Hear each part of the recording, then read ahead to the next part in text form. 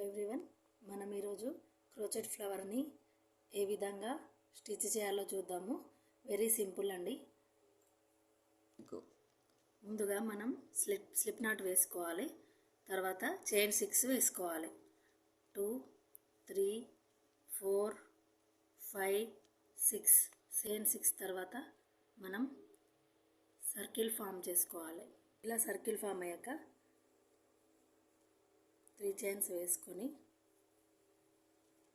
2 double crochet వేయాలి. 1 2 chain 1 2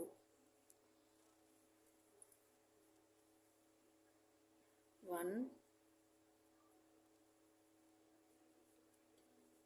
2 3 1 2 మళ్ళీ 1 2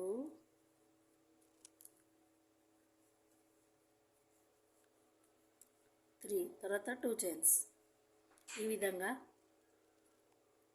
మొత్తం 6 పెటల్స్ వచ్చే విధంగా మనం 3 డబల్ క్రోషెట్ వేసుకుంటూ సర్కిల్ ఫామ్ చేయాలి. 2 3 4 5 6. మరొక కలర్ తీసుకున్నాక ఫస్ట్ చైన్ వేసి సింగిల్ క్రోచెట్ వేయాలి. తర్వాత హాఫ్ డబల్ క్రోషెట్ వేయాలి. Half double crochet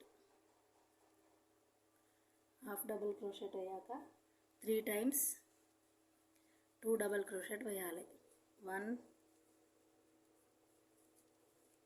2 3 times half double crochet వేసాక మళ్ళీ సేమ్ హాఫ్ డబల్ క్రోషెట్ వేయాలి.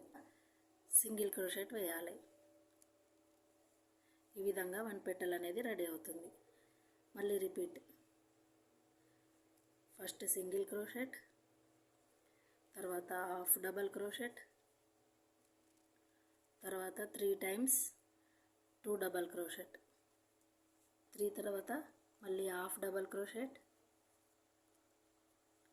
మళ్ళీ సింగిల్ క్రోషెట్. ఈ విధంగా ప్రతి స్పేస్లో ఇదే ప్యాటర్న్ వేసుకుంటూ వెళ్ళాలి. ఫస్ట్ సింగిల్ క్రోషెట్, తర్వాత హాఫ్ డబల్ క్రోషెట్, తర్వాత 3 టైమ్స్ 3 డబల్ క్రోషెట్, మళ్ళీ repeat half double crochet, single crochet. ఇలా వేసుకుంటూ ఫ్లవర్ పెటల్స్ని రెడీ చేసుకోవాలి. క్రోచెట్ ఫ్లవర్ని తయారు చేసుకోవచ్చు. నా ఛానల్ని ఫస్ట్ టైం కనుక వాచ్ చేసినట్లయితే please like, share, subscribe. Thanks for watching my video.